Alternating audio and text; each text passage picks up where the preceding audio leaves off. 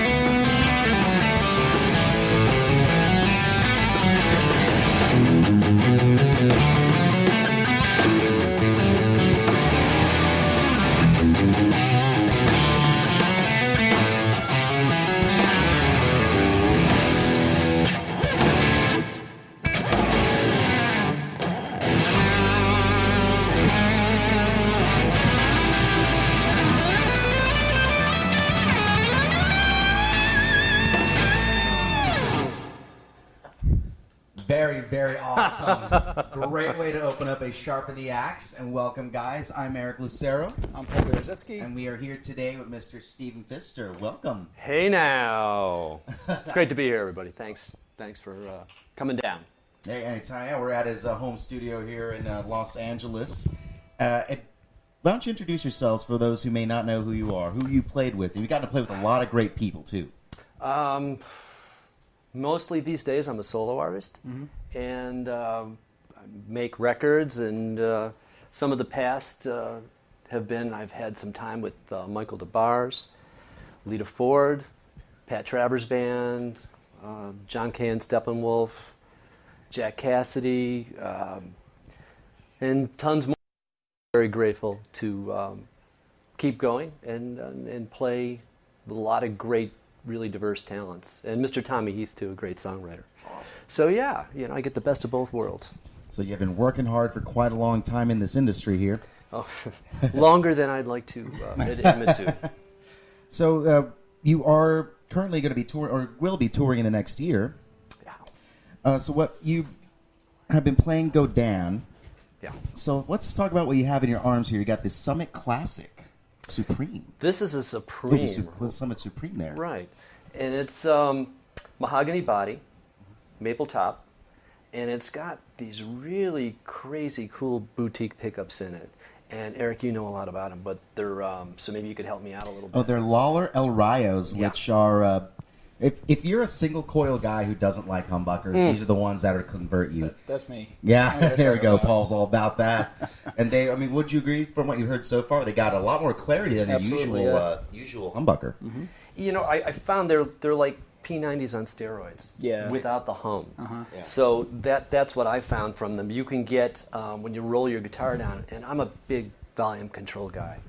I'm not like, let's step on this and step on presets. Yeah. I like to kind of get the sound, and you can go from there to, and how hard you pick. I find these pickups really respond to the dynamics of the pick attack. So if I'm playing, or, but it's without touching the volume control. Oh, wow. So they're really dynamic, and then you can see we can go from anything in between. And if you want to push over the hill, then you've got some stuff on the floor. That's true. So nice. It's a very classic. It's 24 and 3/4 scale there, and maple cap on a mahogany body.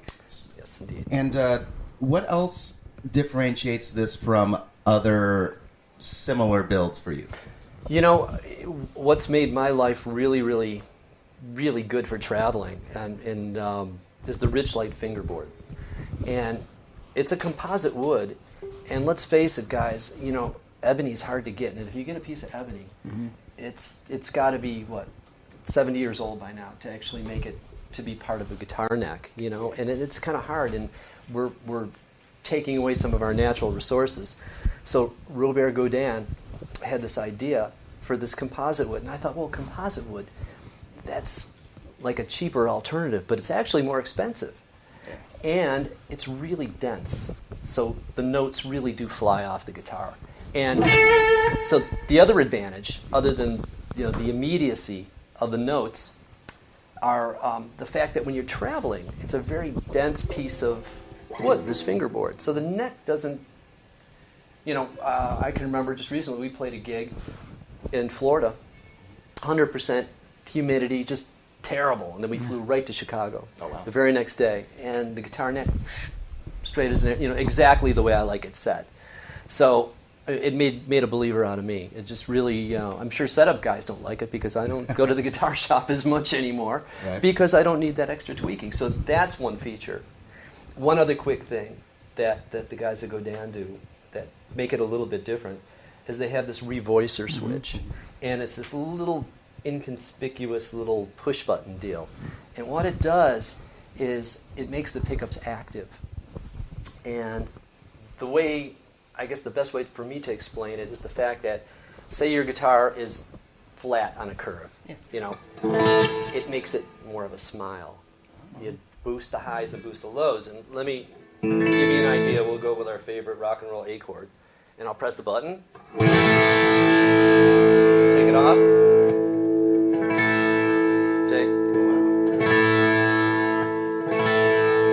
It's an active circuit, right? It's an active circuit. It runs on a tiny little battery. Like a watch battery? Like not like a 9-volt? It's not a 9-volt.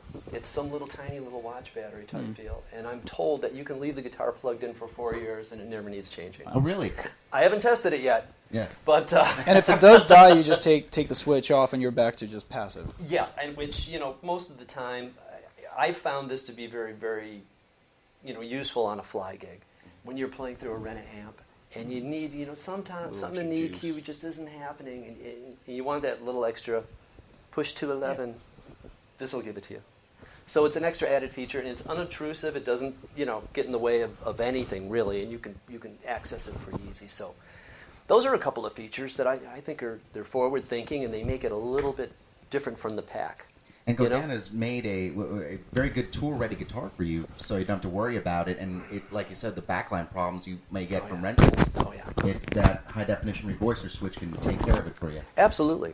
You get backline companies. Sometimes you'll have the greatest sounding backline ever, and other nights you're just going, "Wow, who threw a blanket over the speaker?" Yeah. You just never really know. But the idea of surviving today, in the modern world and getting on an airplane and playing gigs, which we all have to kind of do at one time or another, is to be able to deal with whatever they throw at us. Yeah. The survival. Mm-hmm. Well, actually, here's a question for you then, because I deal with a lot of customers at Pitbull Audio who are looking for cases and really want to know when they're going to be flying here or there. So what are your hints and tips for those who need to fly with their instruments or amps or pedals for keeping everything safe? Because you never know what you're going to get with any of the airlines, unfortunately. Flying is part of it. And, if you can generally, I've been taking my stuff on with a gig bag. And I pack my gig bag as far as I can, with whatever cables. And I've taken my pedal board. When I have the luxury of being able to, check a bag, if it's anything more than a couple of days, then you can check the bag. Of course, to whoever's hiring me, it's an extra $150. Yeah. Sometimes they get a little, they get a little cheap. But on those occasions where you can't, you just have to make sure you get in the first boarding group. Just be really nice to everybody, and supposedly you can bring on a guitar. They're supposed to be a musicians union thing, but really, folks, what really happens is when you get on the plane, they can do whatever they want to do to you.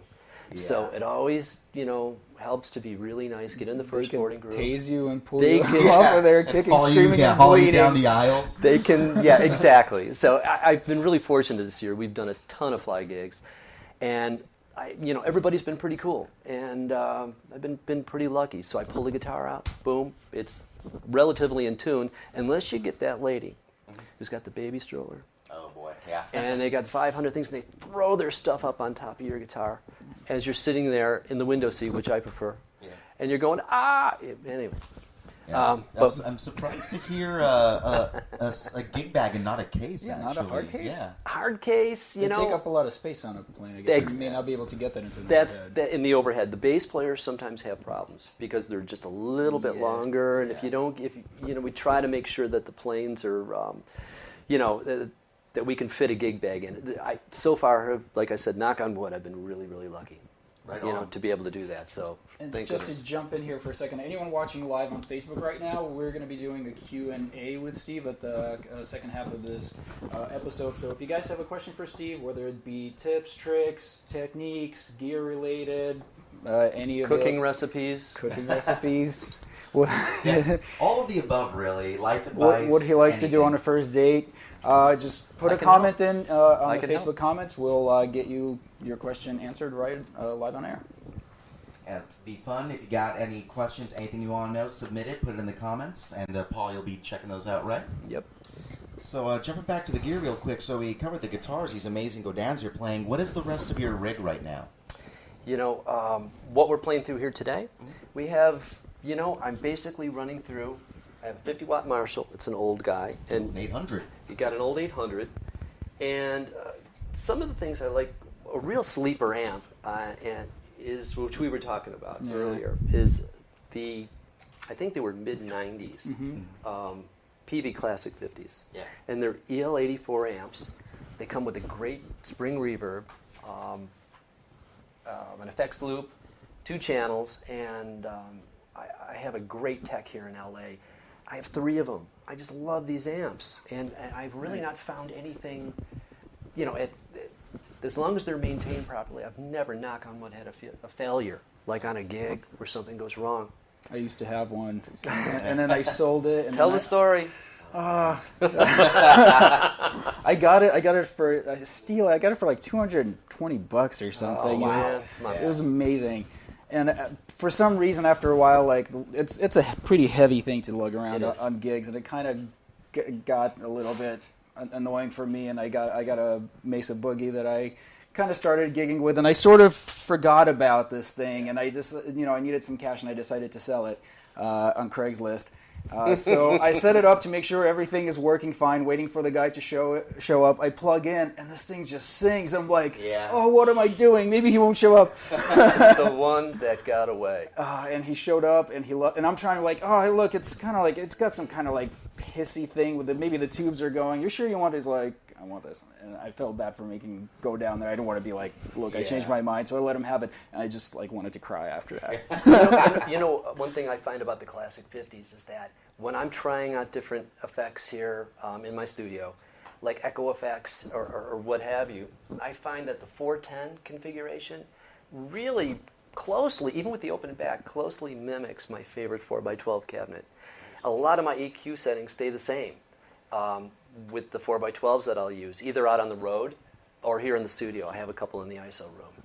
And that's why the amp, I just find it so versatile. It's not like you really have to 180 change as you're trying to figure out EQ and sounds and things. So the designer who made these amps at Peavey, by the way, runs a company called Amp Tweaker. He runs, that's James Brown. Really? His name is James Brown, Mississippi dude, and he's a really cool guy. And we talked about this design, and he's the guy that came up with it, and it works great. So there's a sleeper amp you can pick. The ones from like 91, 92, those early mid-90s are the ones. There's a couple eras of Peavey that have a cults on them. Like the 70s solid state stuff is actually super desirable. Is it really now? Yeah, the old Mark IVs on bass. But the Peavey classics from the 90s, as you guys have been saying, people love them, snatch them up. You don't see one on Reverb or eBay for very long. these days. Maybe we shouldn't be talking about it. Maybe The value just went up $200 in the past couple minutes. That's crazy, but it's true. But it does make for a gorgeous sounding rig. Just sounding killer. Oh, cool. You want to play something else for us? Yeah. Why don't we do? We'll do a little thing where we play some octave playing, and I'll use some more of the different distortion sounds. And personally, I'm not a 2-channel or even 3-channel kind of guy. You know, the preset stuff. Again, it's volume control with me, and pickup selection. There's so much subtlety you can get, you know, by just varying your volume now. And that's loud, and this is louder. And then you've got all the variations, you know, with the pickup selector. And I'm not saying it's a lost art, but it's a way that you can really have more of a connection with the instrument. And that's kind of the way I do it. Anyway, that's what we're just playing to some basic bass and drum tracks. And I'm just playing everything on the fly here on the floor.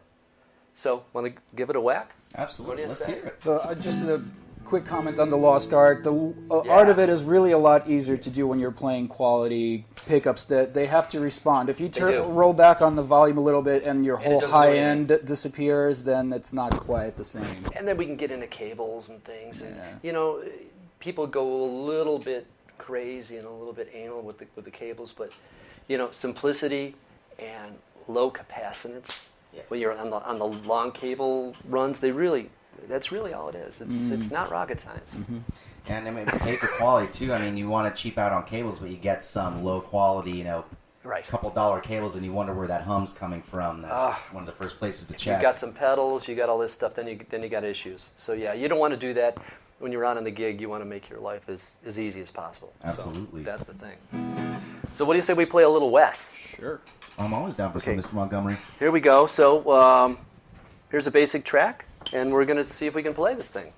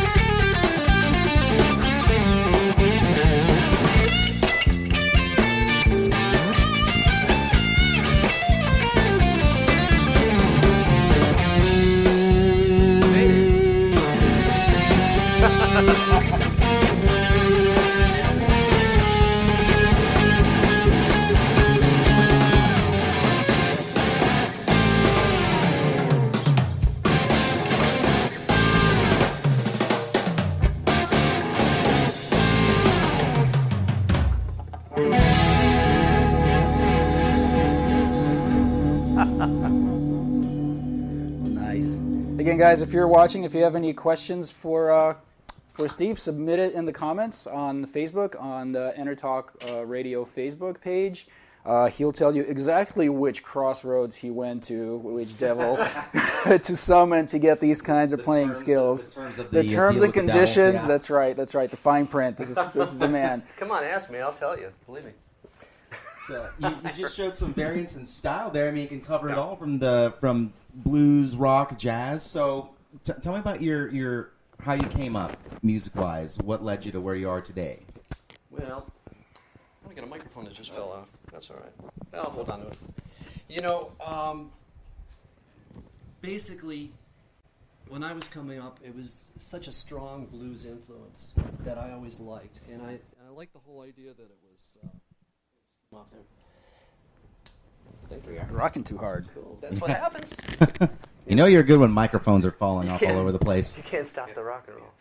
So, you know, a really heavy blues influence, and I came up in the time of a lot of fusion music, really exciting times. There was everything from soul music to really heavy rhythm and blues to rock and roll and slide guitar. There was just something that really, really meant to me when I heard a blues player. And the real guys, like all the Kings are obviously huge influences for me, particularly Freddie King. Freddie King was a great bridge for me because he was just so powerful, you know, and he played that 345, you know, he was just great. That was the bridge over into British blues for me. Peter Green, a lot of the guys. Some of the American guys now, currently, you know, that I just love. I think pretty much the king of the hill, even since I was just starting out, just a kid, would be Jeff Beck. Good call. And I think that's like the king of the hill for me. He's just great. And as far as a proficient, almost a fusion and a blues guitar player, it would have to be Gary Moore.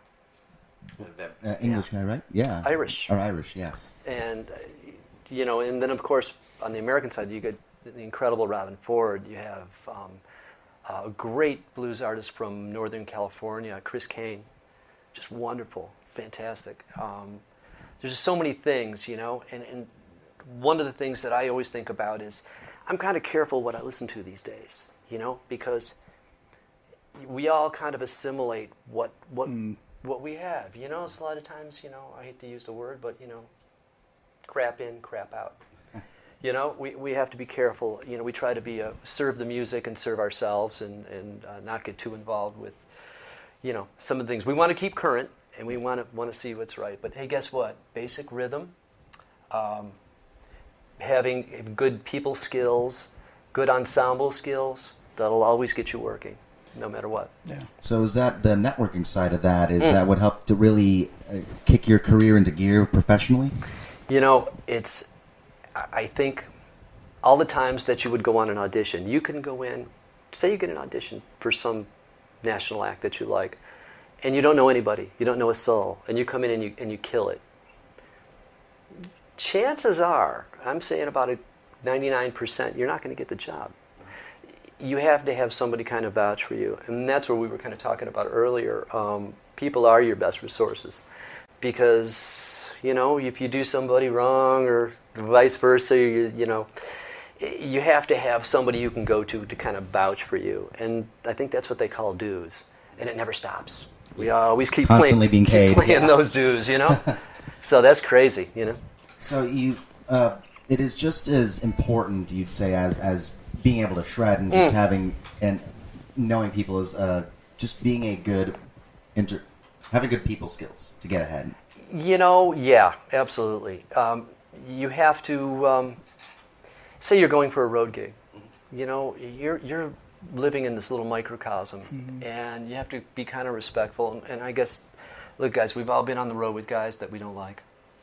There are guys that make it a little bit more difficult. The guys are always late getting in the lobby and holding everybody up. There's always one of those, but you'll find less and less of that these days. So you can't really get away with it really anymore that much. Yeah. It's too much competition, right? You know, and if you're a sideman gig, you're in a sideman. You know, you're playing a role. You're almost like an actor. Of course, the skills are important. You have to play the gig. But you have to have a certain other set of skills, too, which I think maybe a lot of the folks out there aren't really getting on YouTube. There's some things showing up. We can all play the stuff, but, you got to play it with people and get along with people and play what's appropriate for the song. It's almost like, the term shredding, I think, is thrown around a little bit too liberally these days. I mean, granted, it is a whole genre, but, you got to play the right part in the right spot. I would almost say, because shredding kind of became like this cliche term, I would say, actually, the definition of it is the technical skill without the interpersonal skills, without knowing how to play with other people. Maybe that's really what it means at the end of the day. We could probably look that up in the dictionary. Yeah. Maybe we can add. Maybe we could edit a Wikipedia article ourselves. Shredding. I sit in my bedroom and I play all day long, which is great. And music is wonderful for anybody. Just to play and develop that right side of your brain in this stressful world. I mean, music is great. Whether you're strumming, you're sitting around the campfire. It doesn't matter. Music is a great thing, and to be able to just grab an instrument and play it's a wonderful thing. We don't all have to be, shred dudes. Yeah. Shred dudes. Shred dudes. And actually, you help people with their abilities to shred. You are an educator. I started teaching guitar at a very early age, in my hometown in Buffalo, New York. And I was really fortunate that I had some great teachers that showed me some really, back then it really was, more about the rudiments, reading, the basic tenets of music and learning that stuff. And I had some really cool inspirational guys, and they always helped me, and I always tried to pass it along. Not to mention, you really enjoy it. I enjoy it, and not everybody learns the same. I have found that, with my students and things, you have to find out how to get in there. And if you get in the sandbox and play with them, that's good. And if they want to take it a little bit further, that's even better. Right. So it really is about the enjoyment of music. And if there's any pros that I could help, I have a lot of guys that we just get together and we just play. All diverse kind of styles and stuff, and there's always something to learn. That's the wonderful thing about guitar and music in general. There's so many different things that you can learn. Always, just got to be open to it. So you teach everyone from beginners to fellow professionals when, in a way. I do. And for some reason, I don't know how I've developed this patience, but it's really great to see somebody's eyes light up when they're playing some chords. And they're saying, well, this is how I can form this. And, just a little push in the right direction. And I don't have a cookie-cutter approach. I like to design programs for everybody that, really addresses their interest and teaches some basic tenets of music that will take them further. Because what happens is a lot of times intermediate guys will come to me and they've hit a wall. Mm-hmm. They go, well, what do I do now? I've plateaued. What do I do? Well, that goes back. There's some of the groundwork, the foundations maybe weren't sound enough in a couple of places. It's not to say that we don't get into ruts. We all do. I do. But after all these years, you find different ways to get yourself in and out of it. You find different ways to explore, find different kinds of music, get together with some different guys. So that's key. And see, that's part of the interpersonal skills you need to keep on going is part of the education, because you hit a plateau, you have to get along with someone to learn something. Absolutely. And to be taught. Yeah.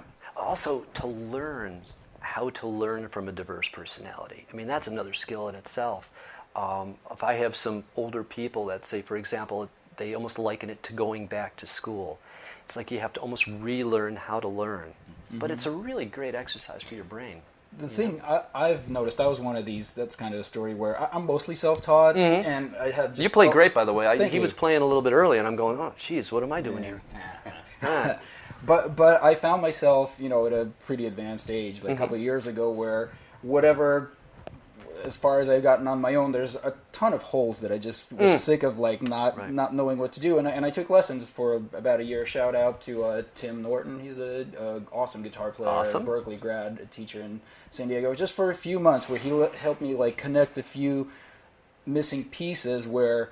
Exactly. And it just opened up a whole world where I don't have all these like kind of black hole areas where I don't know what to do over anymore. And as I'm older, like, I mean, I'm still kind of a bit lazy with this stuff, but when you're older, there's something in you that, like, if you want to learn this, you kind of you're more open to it. Like, you kind of like the nerdiness. Because when I was like in high school, I just wanted to, like, we all want to rock get the and roll. lead out. Like, I don't want to do all the, I don't want more homework. As cliche as it may sound, when a student is ready, the teacher appears. Exactly. It's really true. I found that in my life a lot, regardless what it is. When you're really, really searching for something, all of a sudden, guess what? We throw it out there in the universe, and we can kind of find our way, you know?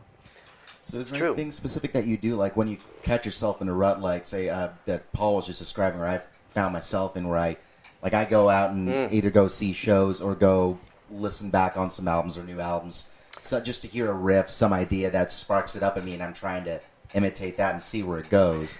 We're so lucky today to have YouTube and to have a lot of these things. I mean, when I was coming up, when somebody did an instructional tape, it was like they were giving away all their secrets. You know, now the secrets are right there. There's no more secrets. It's there. You got to put the work in. Kind of a double-edged sword, I find. Like, it makes it so accessible, and like it's a great go-to for me. Like, if I have like a cover gig and I have like 40 songs to learn in like 2 weeks, I don't have time to sit there and figure it out by ear or rummage through. We used to buy the records, which is a whole nother story. That's right. You just find an instruction to learn it. It's great for that. But as a kid coming up, where you don't develop that, just listening to a tape that might be speeding up and slowing down a little bit, that's the way it was. And different tunings and alternate tunings. What I do for inspiration, again, just like you do, Eric. I'll go to shows. I get on the phone. A lot of it has to do with my mood. If I'm in a good mood, I'm channeling what I'm feeling through the instrument, and I think that's one of the things I'm so grateful about the guitar, is that it really is. If you're playing it kind of for real, you can kind of tell how a person's feeling by how they're playing the guitar, and that to me is the style that I like. I think it communicates to a lot of people. And people can kind of feel it. Let's face it, emotions and feelings, that's really kind of what this thing is really all about.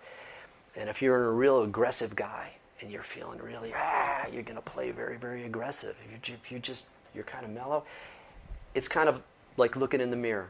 And that's what I always try to strive for when I'm playing it. Of course, you want to hit a certain level, but you want to keep it, hey, the world isn't enough chaos. We want to have some fun. Let's have some fun. Let's have some escape. Let's feel something. It's like watching a good movie. That's a long answer to a short question, but it's an extension of you. It's an expressive tool. So absolutely, you gotta let it reflect what you're feeling. Absolutely, and I think that's the thing about say maybe more of a blues-based style. You can tell by that vibrato. I'm not turned on right at the moment here, but. Or maybe I am, I don't know. You go,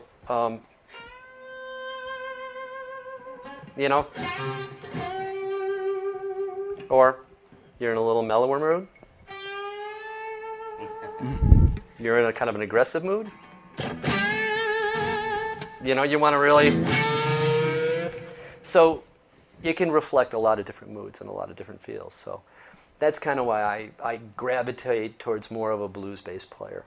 I like all the different styles too. And it could take you down like a progression of emotions, or you could kind of come into it bummed out, just kind of start noodling around, play something kind of sad and slow, and you might get energized in the middle. You up. Yeah, it raises you up, exactly. Absolutely. Couldn't agree more. We got a few questions coming in. You want to maybe play a little more, and we could... Yeah, well, why don't we do some questions, and I can switch guitars, and we're going to perfect. play some slide, right? Yeah. In the meantime here? Eric, if you want to... That out for you. Let's see. And I'll put this other track up. We got a question from Mike Ruggiero. Do you like or use fuzz? I do. Once in a while. And then I'll give you a little demonstration. What I use here currently, and I have a ton of fuzz pedals, and I really find that a fuzz pedal really works great with a clean amp as a platform.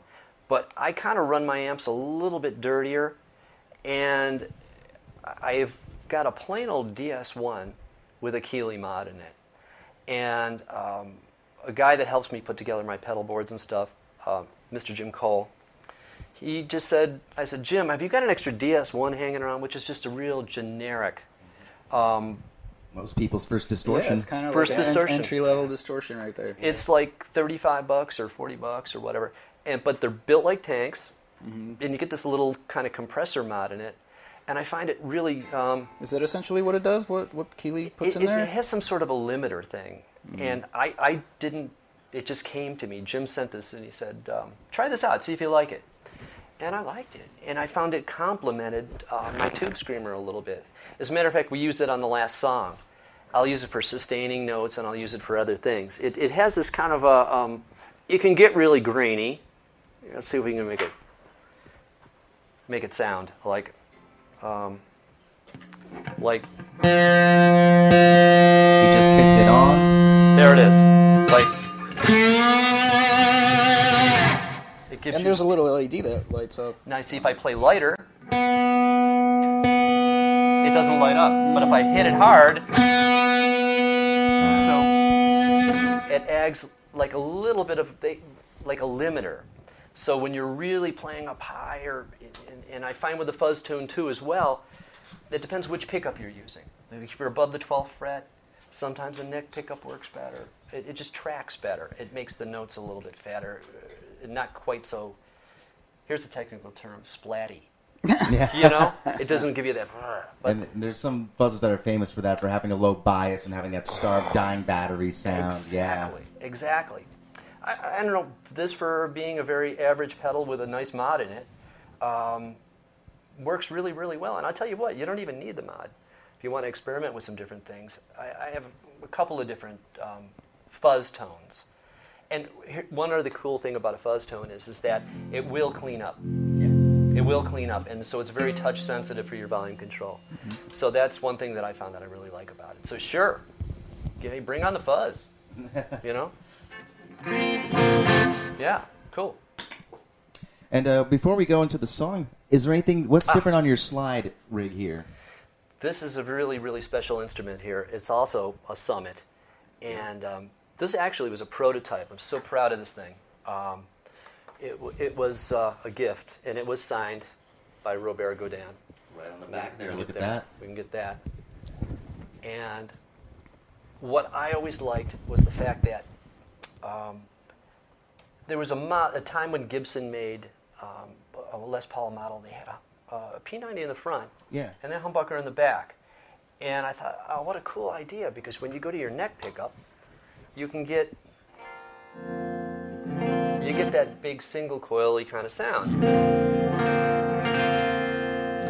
And then when you go to the back, it's a little bit more aggressive. And in the center, It's a nice split it'll there. sparkle, and that's from a kind of almost a semi-distorted amplifier. So if I turn it up and do the same thing, then the back, and in the middle, and again, it's touch sensitive, so it really... But they're fairly well matched, despite being one humbucker and one... A lot of times these get a little bit duller, right? Than compared to the humbucker, but I got a good match on this, and I found it's worked really great for slide playing. And talk about wearing a different suit of clothes. You know, slide playing is so much fun. You know, it can really take you out of that playing too many notes per second mode, and just make things kind of speak like.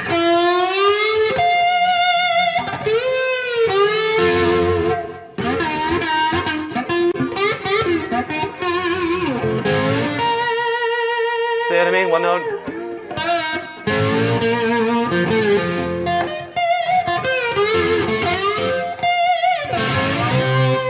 Play with your fingers.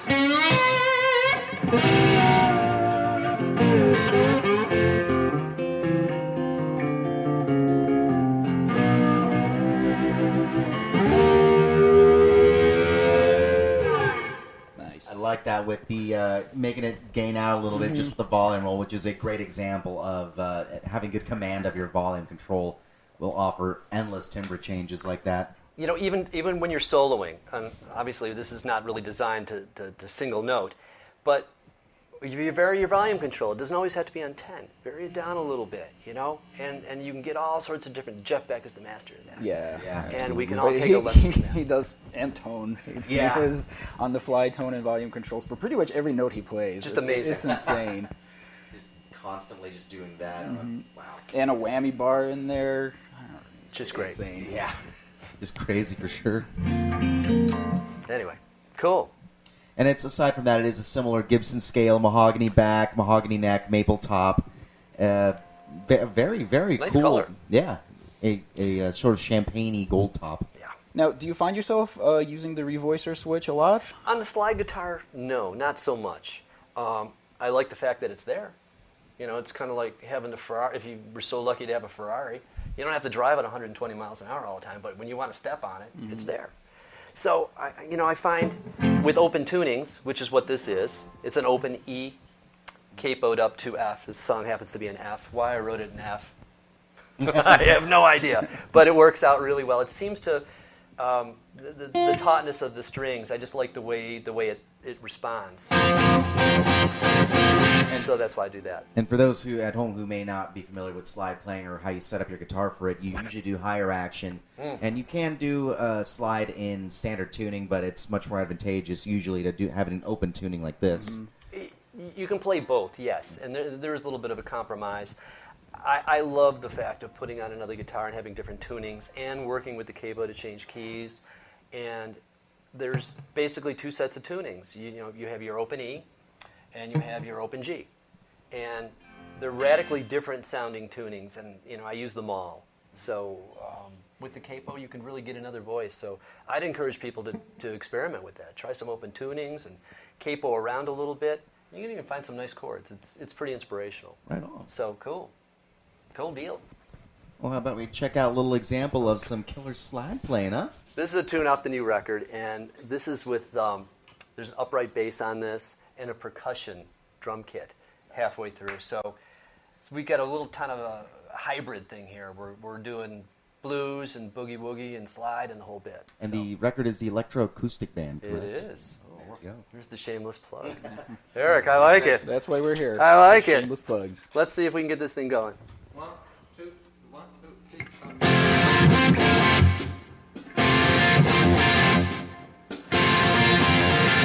Yeah.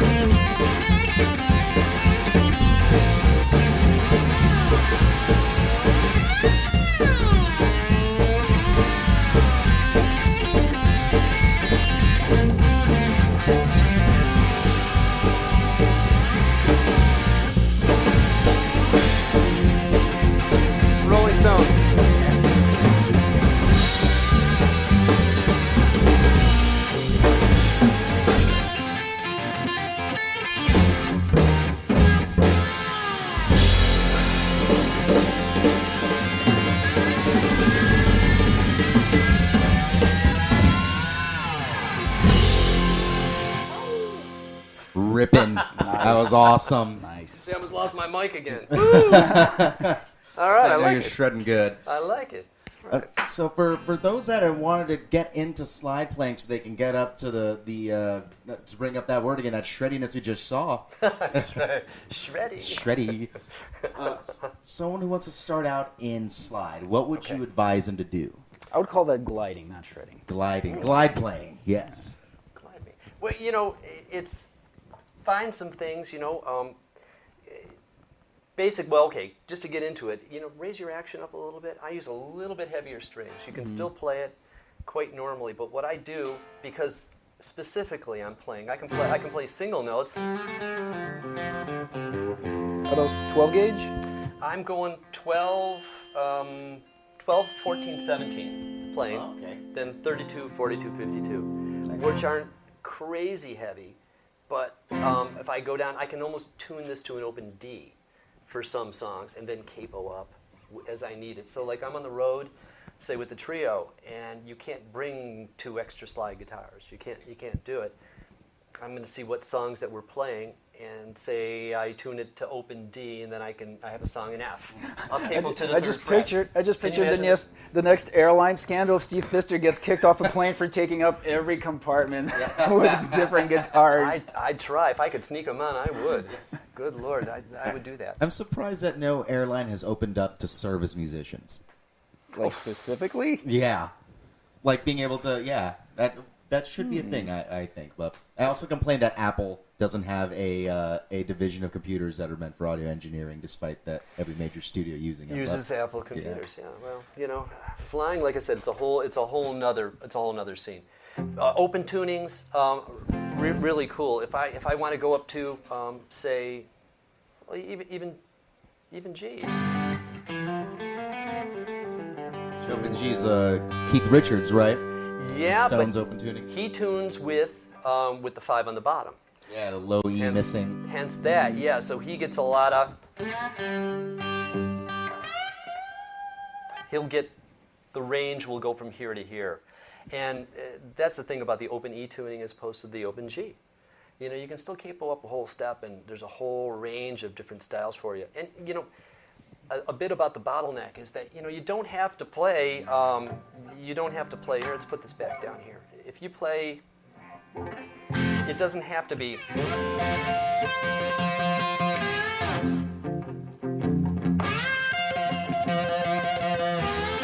I mean, I've played on a lot of records where maybe they want a real lyrical melody line, and you can just play.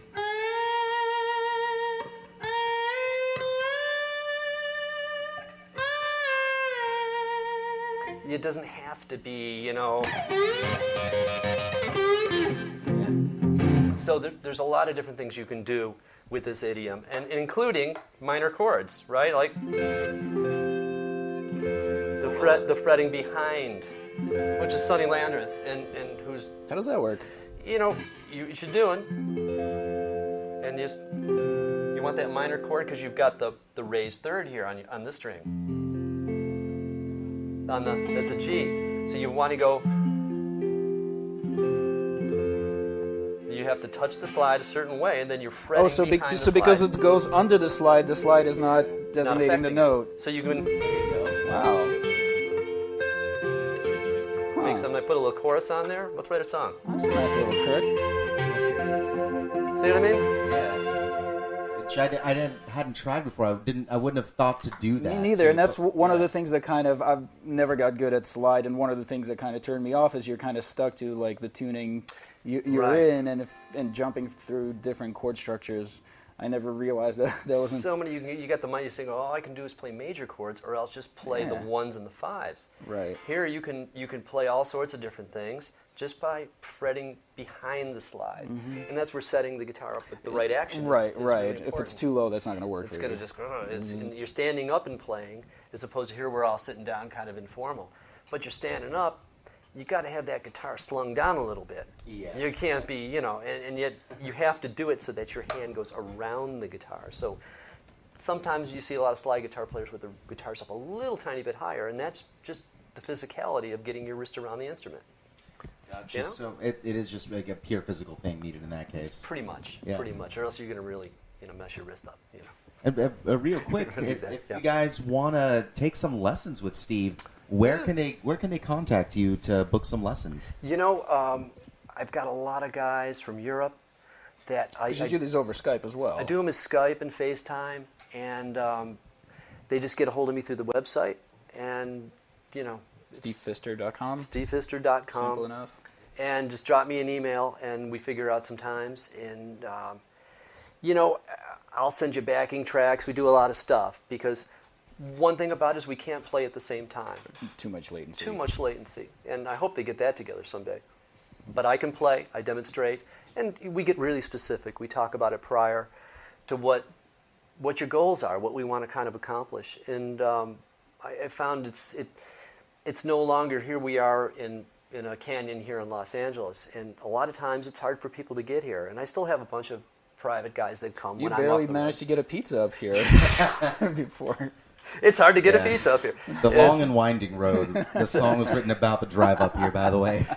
It is a commute, and it's a commitment. And I still have a bunch of guys, schedule permitting, they come up and we play. And some girls, too. Hey, come on, ladies, But that's been it. Teaching has always been something I've really enjoyed, and it's been kind of a fun thing for me. So right on. We need more educators out there, so we're glad to have Steve Pfister out there man. available to teach. You want to answer a couple more questions Absolutely. from viewers? That'd be great. See. We have one from Tuho. Oh, Tuho. Tuho would like to know. Hi, Steve. Do you have a ritual or a method to put yourself in the right state of mind to create and write new music? Jack Daniels. No, I'm kidding. I'm kidding. You're a classical kind of guy. Yeah, I'm old school. What I try to do is, I have like a writing day, for example. I regiment when I'm off the road. I'll say, well, okay, Thursday afternoon from this time to this time is my writing day. And I kind of set myself up for that. That's where the phone shut off, everything's shut off. And I try to have, I try to be as at peace as possible. And I have everything ready to go, the Pro Tools, and I have my instruments ready. And I'll start with something. And if I have something, I record it on my phone. And if it makes it from the phone, then I start working it up. And sometimes it can be laborious, and other times it just flows. So, yeah, there's little tricks that we all use. What about live? What about before a show?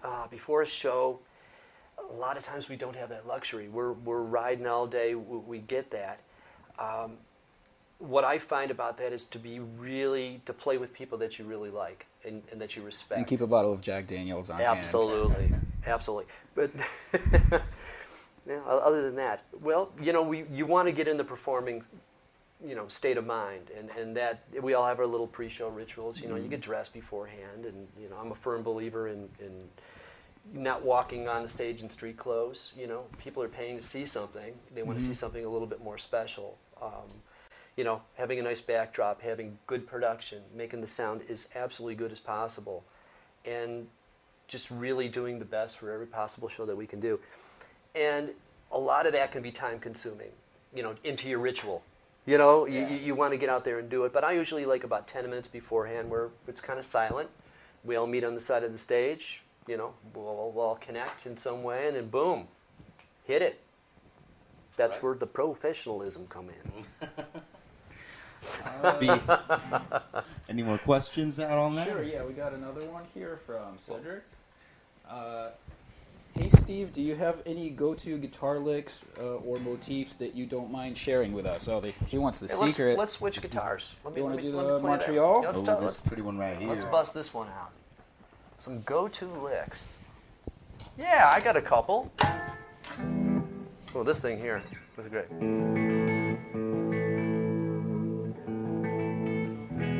Say I'm playing and somebody wants something kind of fast. What I'll do is, we got a little sharp bass string there.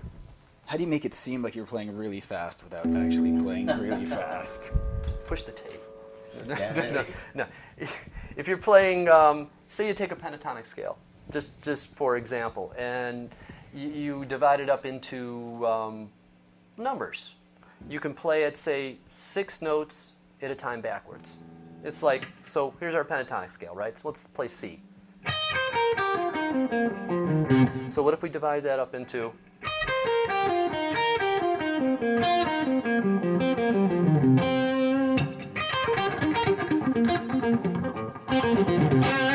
All right.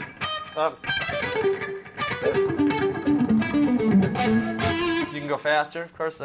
Don't look at the mess ups. But that sounded like the Intro to Cliffs of Dover. Well, you know, and there's a lot of say a major scale arpeggio. So you can play a minor scale arpeggio as well. To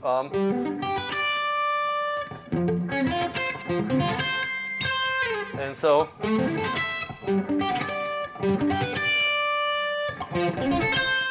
you know, you can combine all sorts of different things. So it's taking those fundamentals in chunks and kind of subdividing them. Yeah. You can do it 5 notes at a time. You can do all sorts of stuff. You can take like an Ionian mode.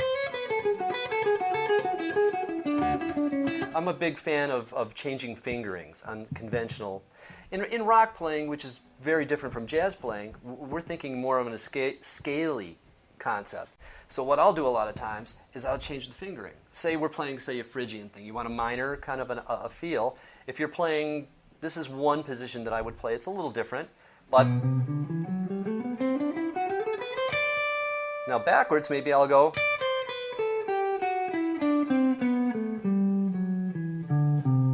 But then your soloing comes. Then if I change the fingering, get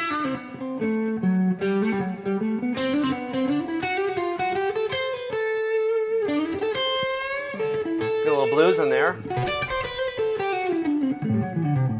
And then you can go the other way.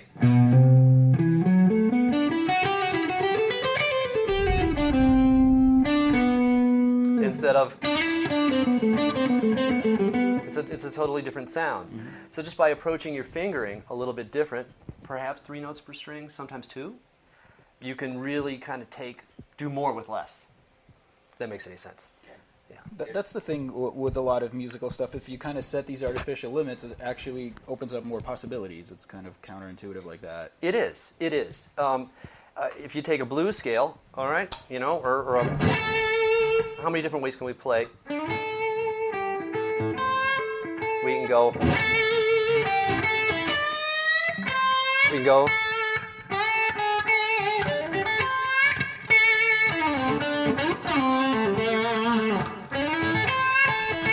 Maybe instead of bending the high note, those kind of things. See, whereas and subtle differences. And it's not just going all out shredding of just having like a sweep technique and tapping ready. It's doing something that's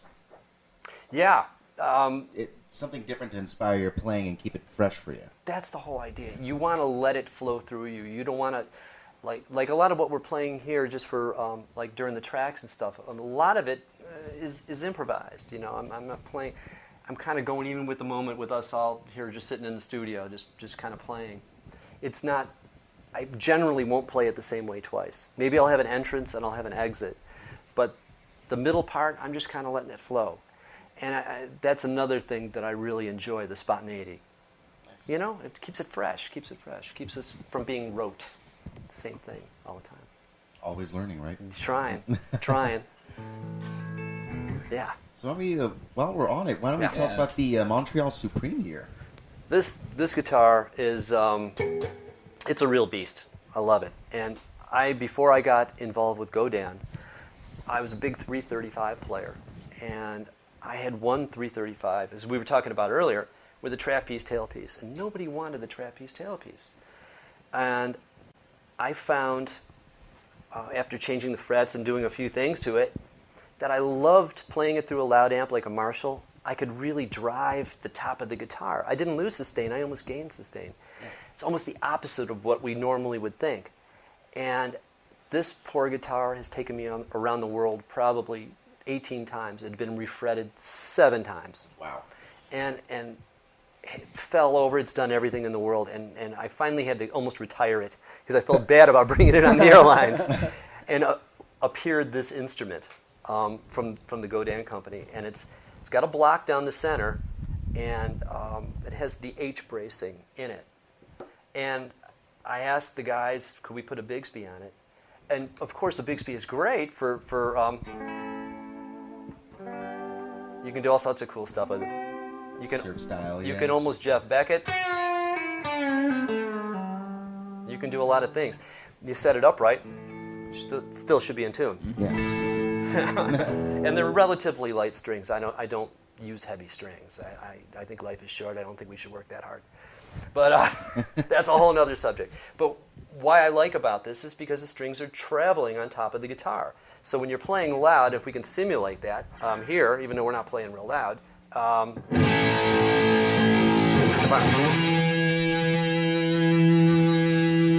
hear the harmonic?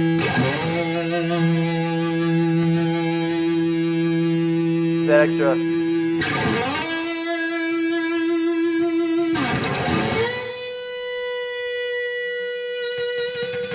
If we're a little closer to the speakers, it's going to sing. Every single note's going to sing, yet still be articulate enough, And that spruce block has the breathe-through design, which makes it so resonant. It really is gorgeous. You can hear it acoustically, yeah. Here we turn it.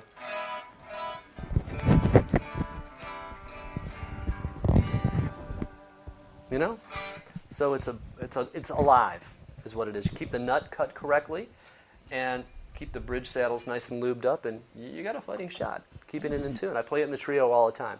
I love the guitar. It's great. And it's with Seymour Duncan's, I believe, right? Yes, it's an Alnico 2, I believe, and it's a custom. Alnico 5, is that what it is, Alnico yeah. 5? I'm kind of new to those pickups, but I'll tell you, they match really well. That's one thing. All the engineers over at Godin, it's like, see, the volume loss is very little. It's complementary. Very well matched. So yeah, And it's Gibson scale, 24 3/4 mahogany neck, and that's actually maple top, back, and sides on that. Yeah, isn't that weird? I forgot about that, but I looked it up this morning so I could remember to tell you guys. I'm glad somebody was paying attention. All maple does sound quite beautiful. And this thing really, there's a lot of gigs. Say you put a little bit of echo on there, you can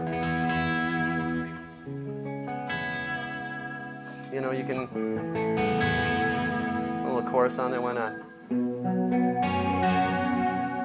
See what I mean? You can get that little subtle shimmer in there. That's nice. You're not going to be dive bombing too much, but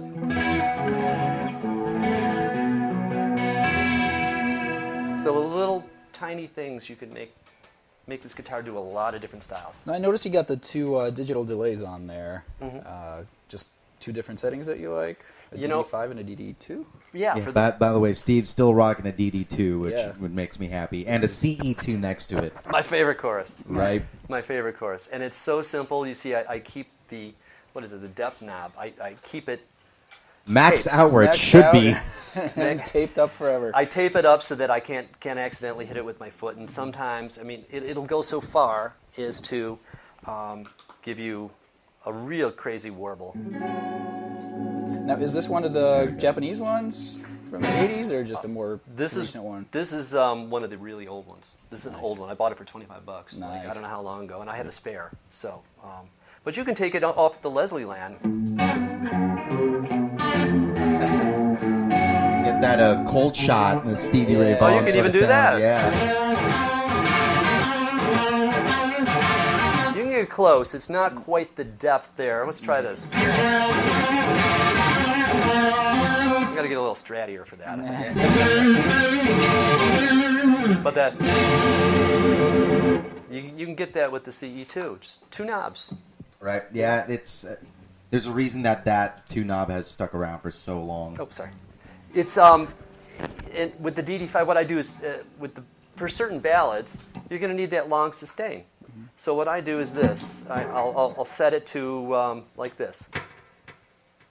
Hear that? So I will be.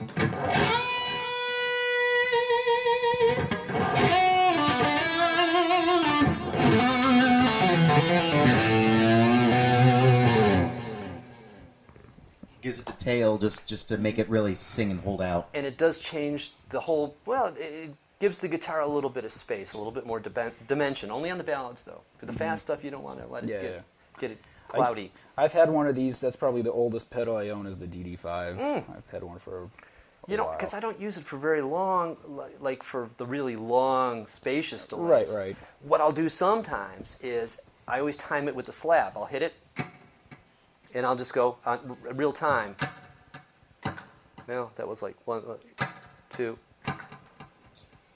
So it subdivides it. So, and then you can get away with some more. You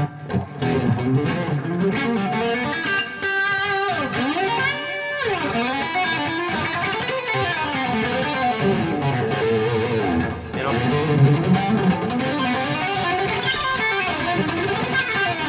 See what I mean?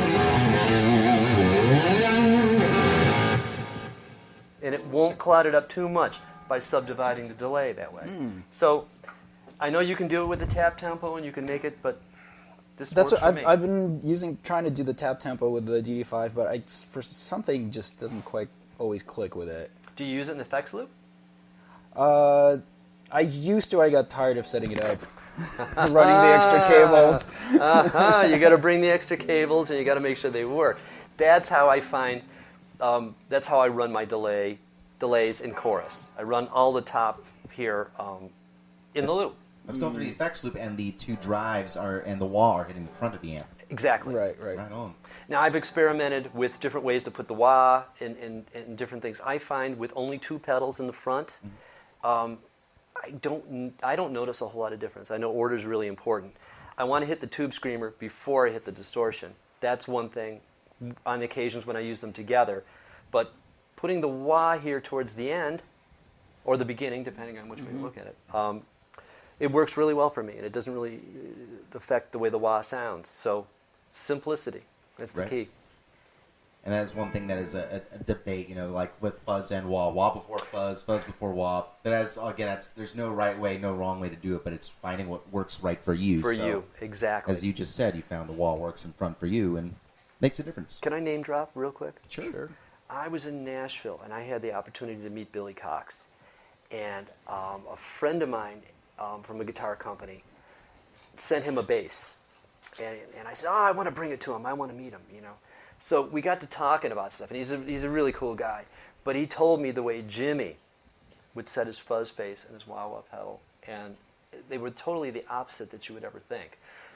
He went into this is from Billy Cox himself. He would put in the, he said, I go into the fuzz bass first, then the wah. And then sometimes he had a little bit of the univibe towards the end. But it was totally the opposite the way we always thought. And how can you argue with that?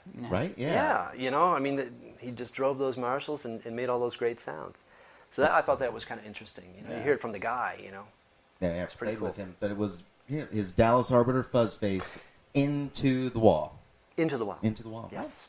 Hey, you heard it, folks. It was great. That's the secret sauce that you all are missing out there. Truly. Oh, man. Well, can we hear a little bit of Should we do a little how this small this trio thing here sings? Let me, what do we got? Let me pull up another song real quick. Let's hear, where's Cato? Here it is.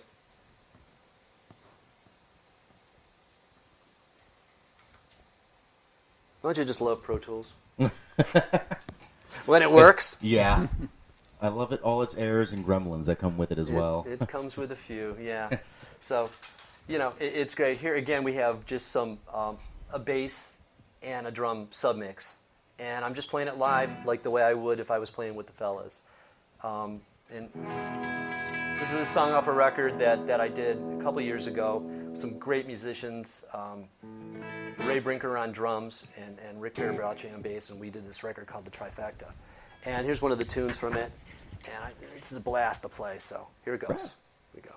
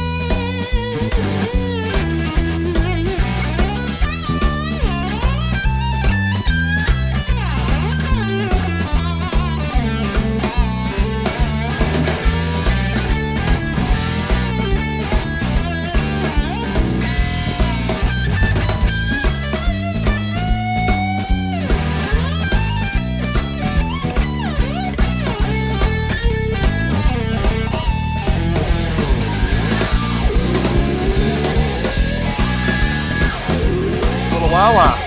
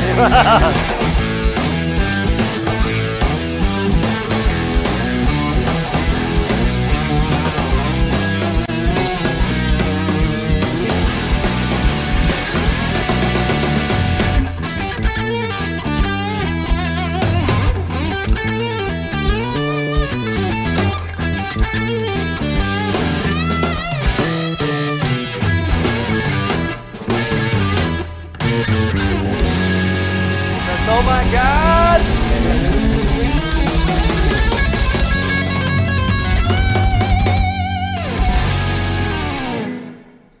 Nice. Woo! That was fun. Yeah, that spruce and maple on that thing is snappy sound. Do you notice how the notes kind of pop off it too? Even you think with the hollow body it would be more mellow, but you can really get that kind of a the really attacking sort of.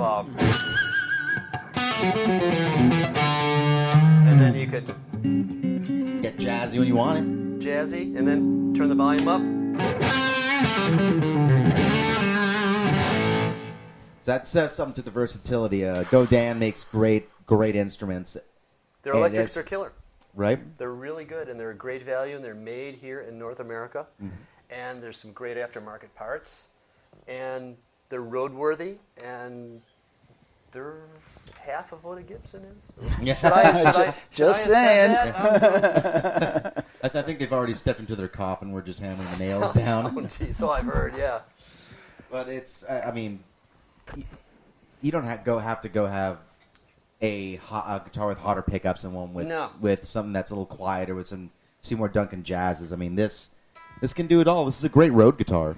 And you use it in the studio, though, too, right? I use it in the studio. I use this thing on everything. And if I need, I'll go to the El Rayo pickups, to give me more of that focused sound. This is a big sound, and you're playing it through a Marshall or any sort of loud amp for the trio.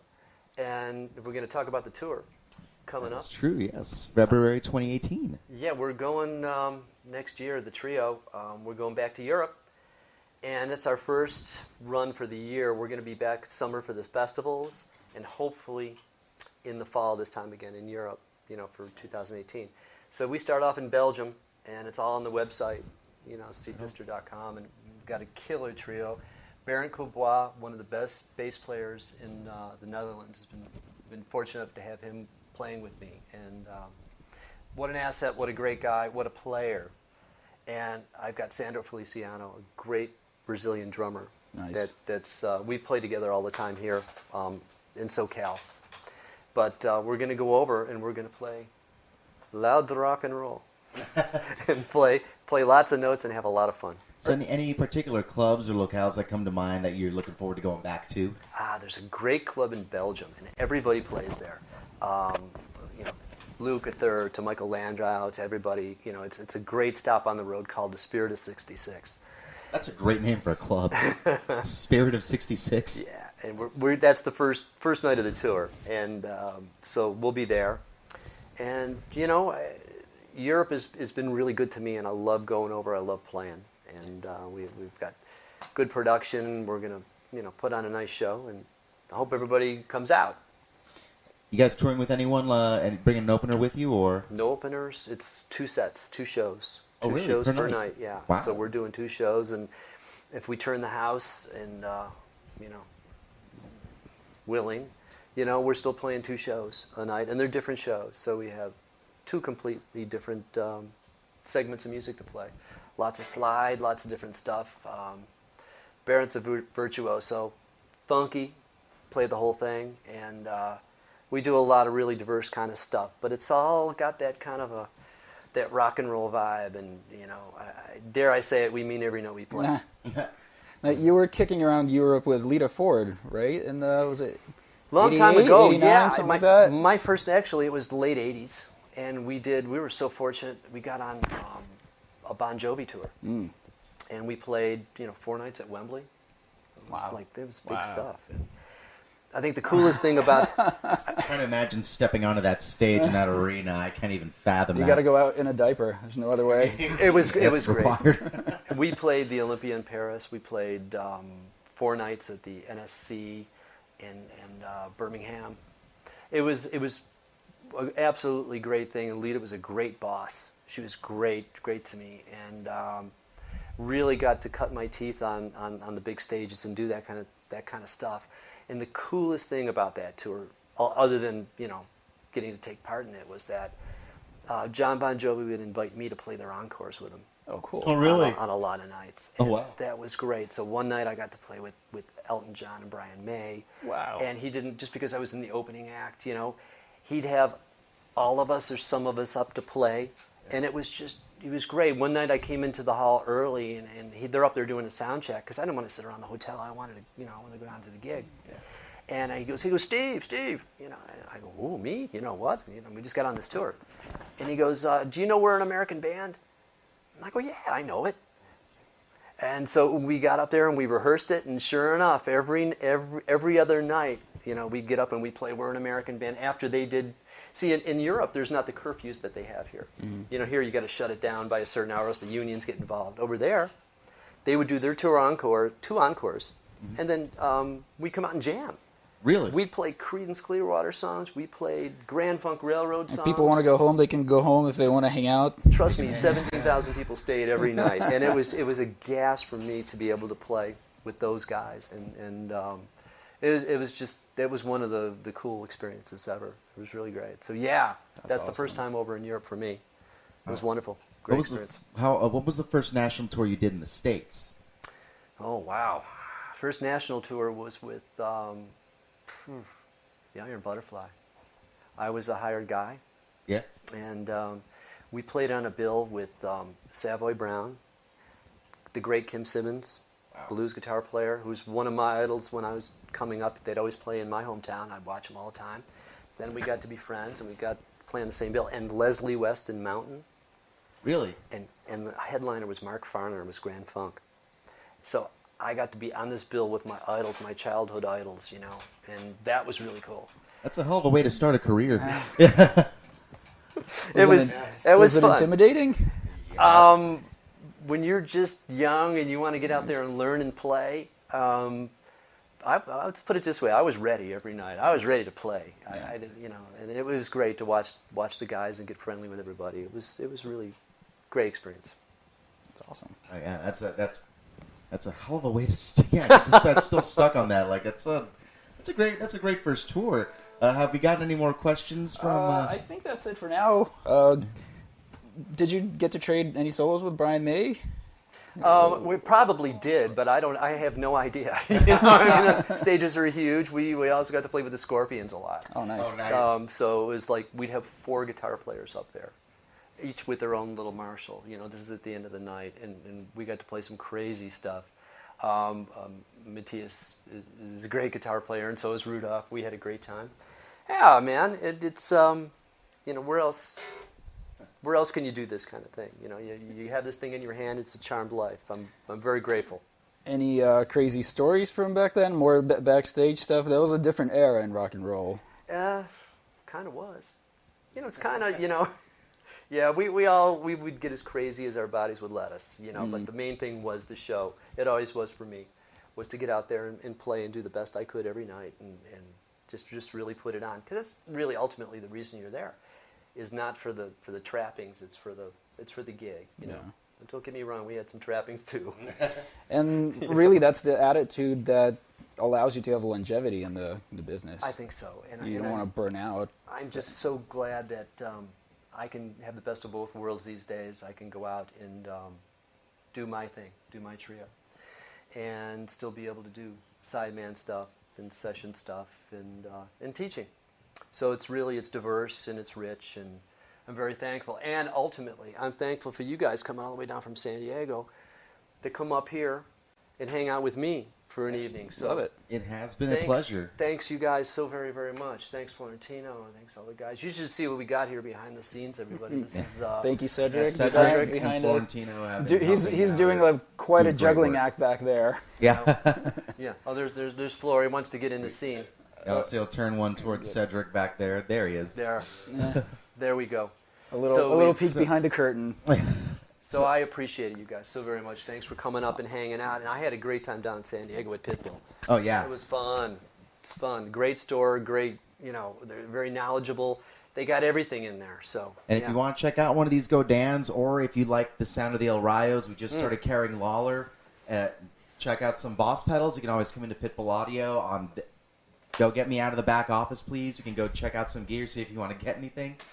But if you guys want to have lessons with Steve, or perhaps hire him for a session, you can go to stevepfister.com. You can also buy his music there, such as Live Bullets, the live album, or the Electroacoustic Band, which you will be touring with through February. Yeah, we're going to tour in on Europe. The record, yes. And look out on the website for any domestic dates from there.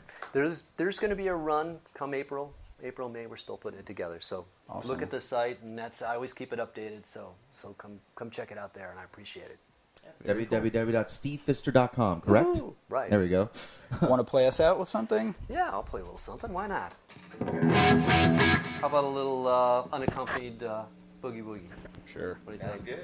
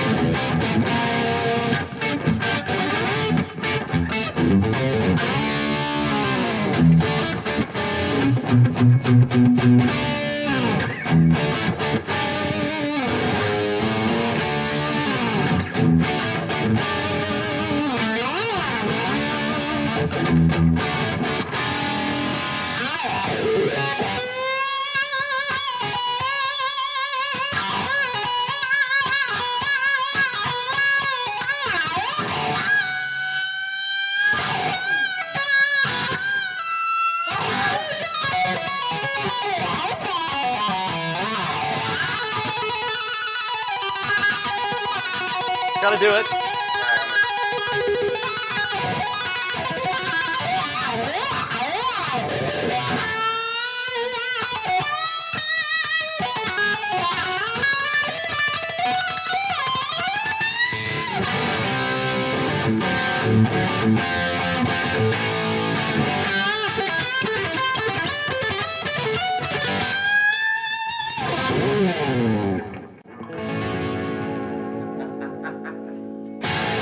Thanks, everybody. That's quite an exit. Thank you very much, Steve, for joining us. Thank you. Thanks so much. Anytime. Sweaty hands, warm heart. No worries. I'm Eric Thanks, Lucero of Hope you're listening. Sharpen, Talk Radio, powered by Pitbull Audio. Thank you for joining us this episode.